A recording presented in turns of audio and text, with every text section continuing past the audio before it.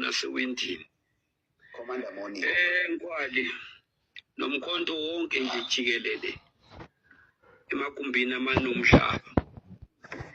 Nina nikhandlela, ni light. Uma ni light nkwali. Ngicela nibakhanyisele nabangakakhanyiselwa basesebunyameni. Ngoba ngeke sibe sekukhanyeni sonke kanye kanye. Bazagxeka laba abagxekayo la, kodwa ngiyacela nje ukuthi nibakhanyisele ukuthi nina menumkhonto mesokuphethe nina nisephalamenti nizobe ningazenzeli, nizohamba niyobuza amakhosi. Amakhosi wona yohamba yobuza umveli nqangi ukuthi senza njani ngalesizwe. Sinonkulunkulu ophilayo thina unyazi lwezulu. Thina singamakhosi sizohamba siyobuza unyazi lwezulu ukuthi Nkosi yamakhosi, njengoba isizwe sakho kunje senza njani? Sibuye thina sifike sitshela umkhonto ukuthi mkhonto ukuze silungise lokhu uNkulunkulu wethu uthe senze kanje ukuze izinto zilunge. Sinamazwi amaningi uNkulunkulu wabona ukuthi isizwe sakhe sensundi usogcwala umhlaba wonke, amagumbi amanomhlaba. Abantu baseMalawi ngeke basuke bonke eMalawi beze la eSouth Africa. Abantu baseZimbabwe ngeke basuke bonke beze la eSouth Africa. Abantu baseZambia bonke ngeke basuke beze la eSouth Africa. EbaseNamibia ngeke nabo basuke bonke beze la eSouth Africa. uNkulunkulu uzokuhlela lokho ukuthi uwalungiselela kanjani nalama amanye amazwe ukuthi aphile ahlale la awabeke khona. Ngoba uNkulunkulu usuka kubeke ngepurpose la kubeke khona.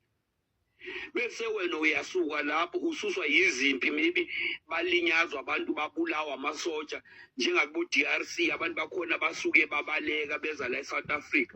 Kodwa uNkulunkulu uzokulungisa lokunyazi lezulu. Unyazi lezulu usahamba, usazoya naseZimbabwe ku Victoria Falls, uyahlela ukuthi uzoya nini lapho ukuze afika inyathele alungisele umuntu onsundu. Uyakubona lokhu okwenzeka manje, abelungu bazohamba la ensimini yase-Edeni. Bazohamba ngoba uNkulunkulu lo mnotho lo wala kule nsimi yase-Edeni wayewunike umuntu onsundu. Wafika umlungu wabona ukuthi hayi lento ayifanelanga umuntu onsundu. Babeke sabayadlala ke ipolitiki ke bayadla bayasutha, abantu balambile, isizwe silambile. Ilanga nelanga kuretrenchwa abantu emisebenzini, thiwe imisebenzi ayisekho. iSouth Africa inemali eningi kangaka. Ayikho indawo enothe njenge South Africa. Ngisho nje ngithi insimi yase-Edeni. Yila uNkulunkulu asibeka khona ukuthi yila esizodla khona ithukuthuku zethu. Siphile ngani? Ngensimu. uNkulunkulu akathi umhlaba, uthi insimu. La ensimini ayikho into angasibekelanga yona. Usibekela igolide, wasibekela iplatinum, wasibekela ioil, wasibekela yonke into. Izindlu zethu zonke njengoba sibuild izindlu nje, sizibuilda ngento esuka emhlabathini. I-building sand, ne-river sand, konke kuthathwa emhlabathini. Yonke into eyenziwayo iphuma kwi-land, umhlabathi, ensimini. Manje baba sincintsha lelo lifa lokhokho bethu esaliphiwa uNkulunkulu ukuthi siphile ngalo. Kumele siphile ngalo. Bona bayadla nje. Uyazi izinto eziningi nje, ngikhuluma ngemigwaqo nje eyenzwe ensimini yamakhosi yesizwe. How many billion eyenziwayo ngelanga a day?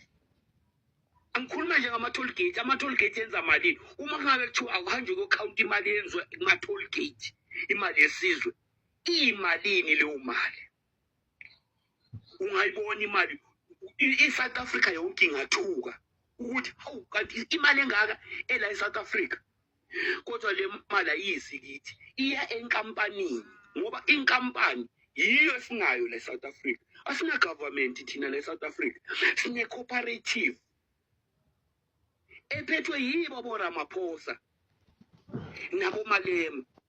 Uyazi sometimes ezinye izinto kumele sike sizibuze la. Yabona imedia angeke izikhipha amaqiniso. Mina ngibonga ukuthi kuba khona iTikTok abantu bakhona ukufunda. That's why ngisho ngithi nina ni light lani wonke umuntu likhandlela uNkulunkulu anibambise lona. Wena ikhandlela lakho meselivuta thatha nikeze umunye ikhandlela umlayitele naye ukuze naye akhanyelwe aphume ebumnyameni. Yiyo ke into esizoyenza ukuthi abantu bakhanyelwe kancane kancane. Lenti umsamo le. Angeke ubangisa umuntu ukuthi umsamo wakhe mongakakhanyi bese ulwa naye sokuthi hey ewakho umsamo wakakakhanyeli. Naku bayabuza manje bathi abantu be-EFF wayibeza kumkhonto. Sababonile ukuthi ukukhanya kukuphi.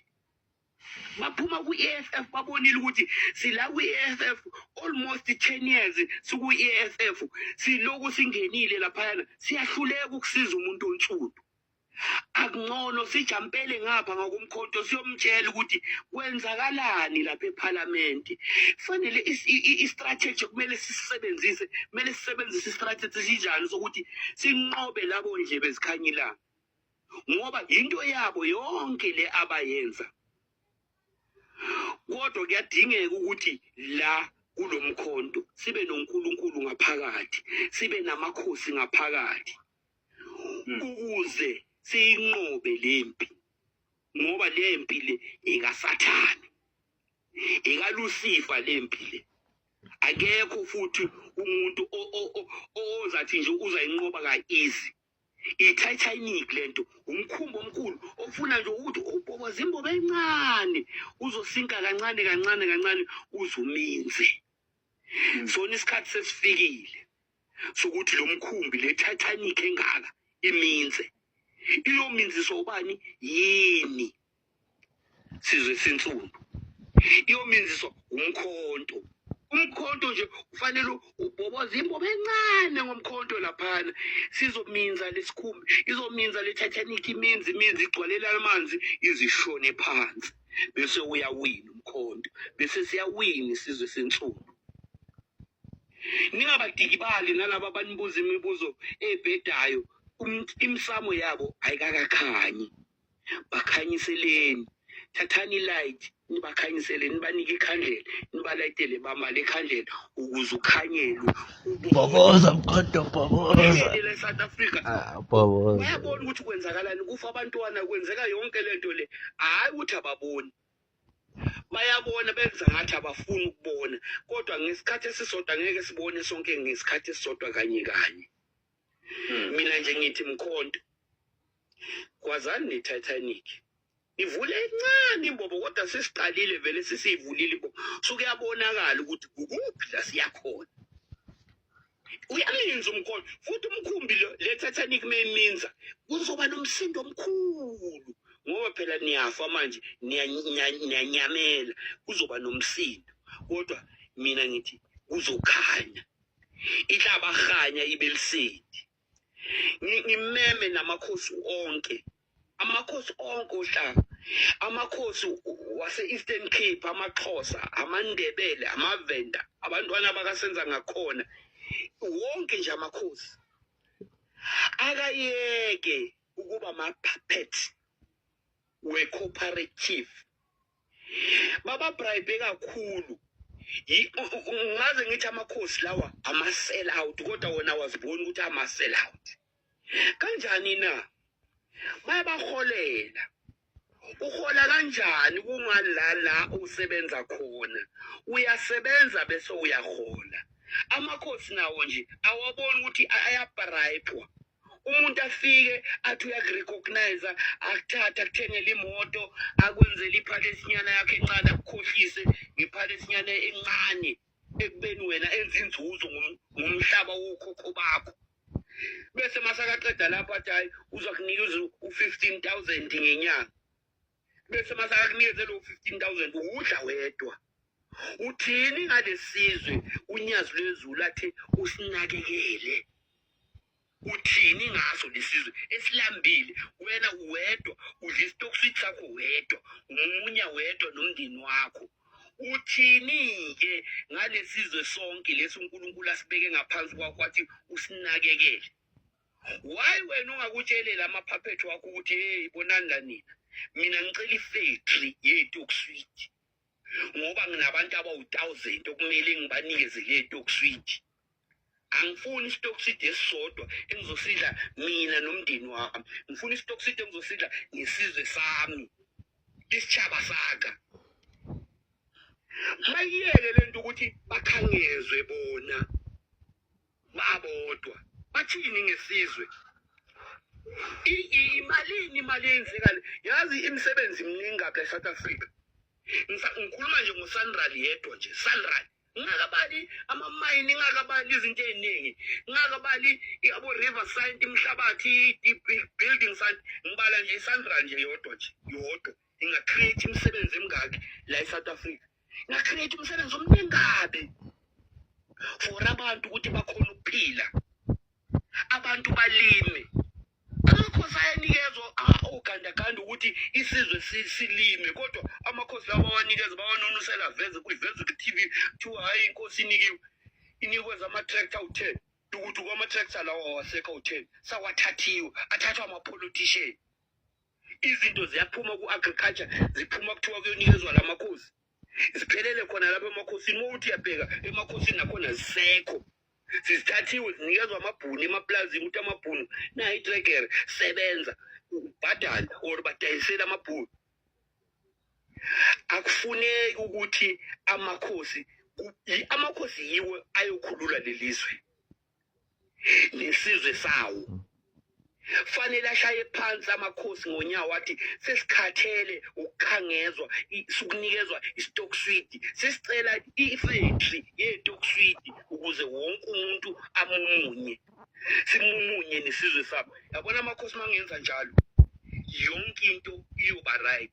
Yiwo unyazi lwezulu abhalile esihlabelelweni sakhe athi niyovikelwa amakhosi anamandla onke. Athi iphinde futhi ithi siyobusa phezu kwamagquma.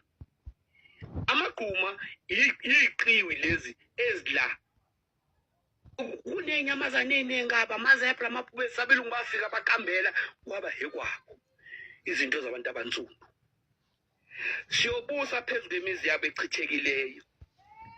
Umlungu akafuni ukuphathwa umuntu omnyama. Uyovela ahambe South Africa. Ngoba umlungu mesesemtshela ukuthi lapha eplazini inzuzo oyenzayo uwenza 100%, u50% wesizwe, wena nawe usala ngo50%, uyobona ukuthi hayi man ngisebenzele emuva. Kodwa nalapho uzohamba eEngland, uzothi nakafika lapha eEngland akeke afika abe yiboss lapha eEngland. Lama Afrikaners afuna ukuhamba angithi amaboss la, amaboss kithi thina sikhothama kuba bobasi. Yonke into abathi siyenze siyayenza. Abobasi bona baphenduka abobasi. Mabayele eEngland akunabasi mabafika le. Naloko bazokucabanga ukuthi mesisuka la eMzansi sophinda le sibe thina ama-slave le. Ngoba mangisi azoba baphethe. Ngoba mangisi wona azoba nemali ungidlula bona bazobe banemali yala eSouth Africa, bona bazobe banemali eningi ngani. Noma bangathi bayafika bathi benze agriculture yabo angeke kulunge ngoba uNkulunkulu waya insimi yase-Edeni ila eCenter. Ngichazwe lo bhuti athi leyo nto lapha esigqokweni sakho umkhonto loyo leyo ese-center esenkabeni yezwe. Inkaba yezwe ila eSouth Africa, ayikho kwenye indawo. Yiyo ke insimi yase-Edeni iyohlala lapho eCenter. Zonke izinto zihambe kahle zilunge. Ngibonge ukungena ku-live, ngibonge nje ukuthi ilanga nelanga njengoba niloku ningena ku-live ngamadatha wenu nge-Wi-Fi yenu nispende imali zenu ukuthi nikhanyisele abantu abansundu. Ngiyabonga, ngibonga kakhulu ngivele ebukhosini obukhulu babaholokwe ngilami nentabazwe enkabeni yezwe la kwasuka umqali wendlela khona uBombela unyazi lwezulu ngila kule ndawo ngithi nje phambili ngomkhonto sesugwazile lo Titanic sesolinde nje ukuthi uminze ukuze umuntu onsundu aphile and uzophila umuntu onsundu sesifikile isikhathi unyazi lwezulu selivumile amen asibonga Labezitha siyabonga. Siyathokoza siyathobeka kakhulu nabendlovu. Cha nabesilo umntwana usebekile umnguni ubekile. Engikufisayo nekuhlenzi ngikusho ngaso sonke isikhathi ukuthi kunalembuzo esishiyayo njalo eceleni ukuthi izwe lakithi lathathwa emakhosini. Mhlambe ake ngikusho lokhu ngithi mina sisodwa isilo iAfrika yonke esakwaZulu. Abawaziyo umlando ke bayovumelana nathi uma sikusho lokho. Wonke amakhosi ngaphandle nje kokuyikhukhumeza nangaphandle okuyitshela ukuthi nami inkosi yami ingcono kunenkosi kabantu. Sisodwa isilo iAfrika yonke nomhlaba wonke sisodwa isilo lesi sakwaZulu kuphela sakhethwa. Manje ke kubhlungu ke mangabe sizwa abantu bakithi abampisholo bekhuluma ngokuzenyeza ngesihlalo sobukhosi noma nesihlalo sesilo uzwa mebekhuluma bekhulumisa kwezingane ezincane ezisakhasa ngiyibuze mina ngithi usewuzulu yini lona noma kuseyibona yini abantu bakweyinqulihle lobala laba bakhuluma kanje namhlanje. Iqiniso lithi umhlaba wakithi wathathwa emakhosini. Lo mbuzo sowubuza nini ukuthi kwenzakalani mhlazane kuthiwa umhlaba uyabuya bese ubuyela kosopolitiki kube yibona abaqoqobala izintambo noma beqoqobale izikhundla ezanikwa amakhosi ngokwendabuko. Ngoba asikwazi ngempela ukuvumela ukuthi siphathwe osopolitiki abantu abahlala iminyaka emihlanu maqede beshintshe ukuthi laba bendabuko kube yibona abangaphansi kosopolitiki. Izwe lakithi lilunge lisaphethwe osopolitiki leli izwe akusilona elosopolitiki aliyona lelizwe futhi akulona elingaphathwa yimithetho yabantu bezepolitiki ngoba lelizwe lakithi linamagugu amakhulu kakhulu linabantu abakhulu kakhulu abaphilayo nabangasekho ekufanele ngaso sonke isikhathi sibuyekeze imithetho yabo ababephila ngayo nangendlela ababefisa ukuthi siphile ngazo thina njoba siphila lapha emhlabeni.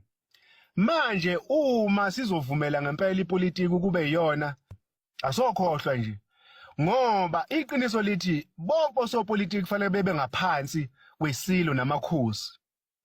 Isilo kufanele ukuthi sikhiphe imithetho ewukhanya nehlambulukile ngaphansi kwesizwe sakwaZulu nesizwe sonke nje esikhona lapha eSouth Africa ukuze ukuphila kwethu kuqondeke kube nokukhanya futhi kuhambe ke phambili. Ngoba ngaphandle kwalokho osopolitiki abakhathalele kuthenjwa. Futhi osopolitiki abanandaba namuntu abandaba nobukhosi bayifanana nabelungu nje abahloniphi. Futhi ngazathi ke abelungu sebengcono kunosopolitiki. Osopolitiki ayikho into abayaziyo ngaphandle kwemali nangaphandle ukuthi beqoqobala izikhundla nalokho abafisa zonke. Futhi mawuthi uyayilandela uyayibuka uyayibona ukuthi imithetho yamanyala yonke. Imithetho ezochitha isizwe sabantu abamnyama yonke akukho kuhle uhulumeni akuhlosile ngomuntu omnyama kulelizwe lakithi. Iyodwa into ayifisile uyifisa ukuthi sibe okhamsangithele sibe yimkhovi yakhe kakade njoba siyiyona namhlanje.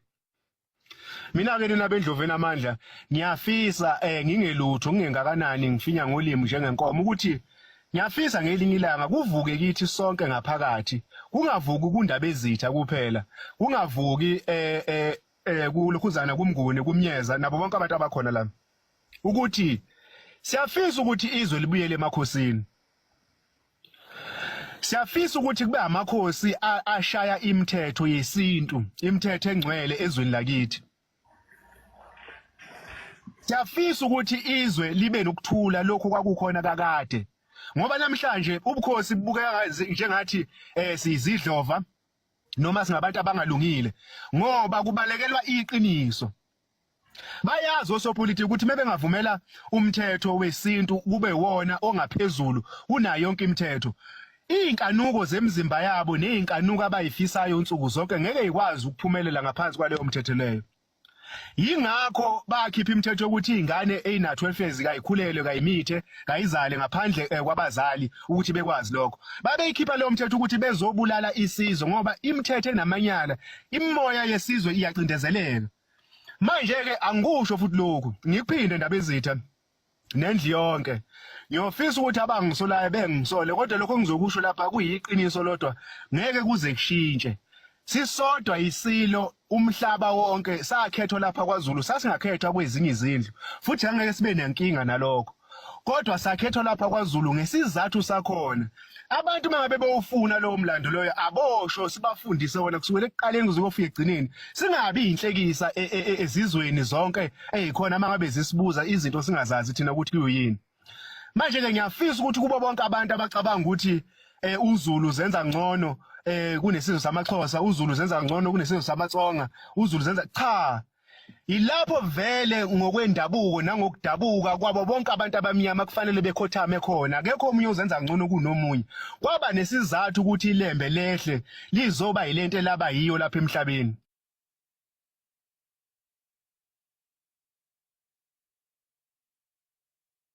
eduze kukaPresident Zuma uyazi ukumele nje kuke kubizwe namakhosi akhiphe ihistory yawo amakhosi ukuthi kwaba nje abantu bangajahi ihlalo man bangajahi itulo la silungiselela izukulwana zethu la siyalungisa la kumele silungisele izukulu ezilande thina sinandaba nokuningi silungiselela nje izwe lobaba omkhulu ukuthi libuye izukulu zethu zizokwazi ukuphila kahle ngikhuluma ngonyazi lezulu la intabazo lathi ngonyama isizukulu esiyophila kahle isizukulu sesithathu thina sizukulu ngathi mina kusho thina sisizukulu sesingakike sokuqala wathi thina siyalungisa ngonyama manje kuyalungiswa manje asilungiseni ngonyama manje uyabona unyazi lezulu belingeke lime elokhunjaneni ngoba liphethe abantu be-EFF liphethe abantu be-UTM liphethe wonke umuntu liphethe wasotsha kwanesa amaloya belingeke lime lithi hambani novotela umkhonto belingeke likusho lokho likhiphe kodwa enhlizweni nasemqondweni wami lasilifuna ukuthi abantu bakhululeke mina ngabantu kumele nizibonele nani ukukhanya ukuthi kukuphi uPresident Zuma uhamba namakhosi unyazi lezulu luthi abantu abayonikhulula abantu abayonivikela novikelo amakhosi amakhosi ke lawo sinawo ke manje angazi nkosami ngawenza njani ukuthi aqine idolo alwe lisizwe akame nje athi hayibo akonimeni ngalomholo nisinikeza wona kodwa ngiyabona kuyeza kancane ngiyabona noma isizulu uyalwa manje ulwela kwangwenya ama trust yakhe uyalwa ngoba kudlalwa ngayi kuphume imfihlo lapho ukuthi iboard nje iplaque mampati lo lapha entweni zasebukhosini kodwa nje uma singalwa sobukhosi bonke Eastern Cape amakhosi asukuma ngeenyawo eNorthern Cape amakhosi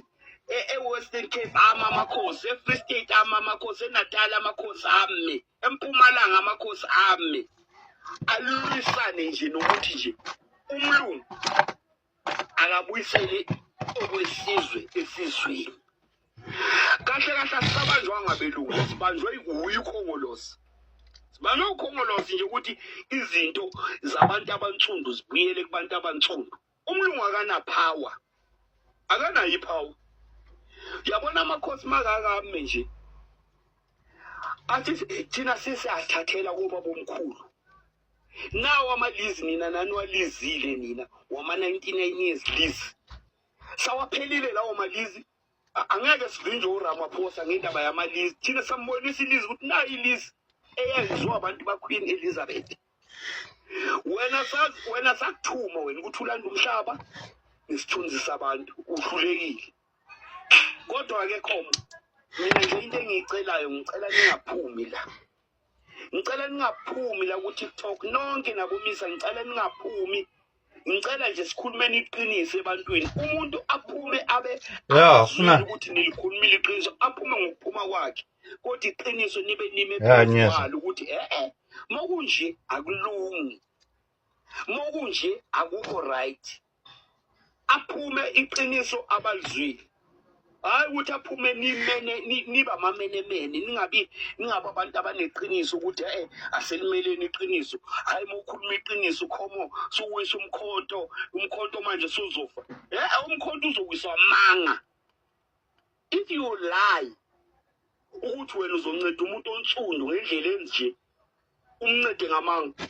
Kuzovele kufane nje kuthiwa i-AFF yafana ne-ANC konke into eyodwa nje ama-politician. Mina ngangifisa nje nokuthi umkhonto ungaregister.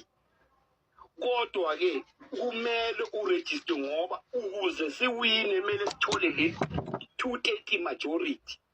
Ngesifiso sami mina nje ngangifisa nje ukuthi uma sisiqeda ukuwina sazi ukuthi sine-prime minister zonke ley'nhlangano ey'khona ziphele omhlabeni wabo bomkhulu zikhonela ini.